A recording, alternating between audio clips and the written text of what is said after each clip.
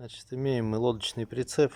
Многим, наверное, известно, у кого рессоры стоят, какое все это скрипучее дело, как он поскрипывает.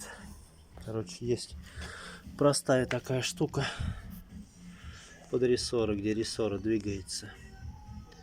Подкладываем пластиковую полосочку, вырезанную из канистры. Канистра импортная, пластик хороший, эластичный. И на стяжечку мы ее тут прикрепили. Соответственно, теперь, когда все это двигается, при нагрузке никакого скрипа нету абсолютно. Прицеп стал бесшумный.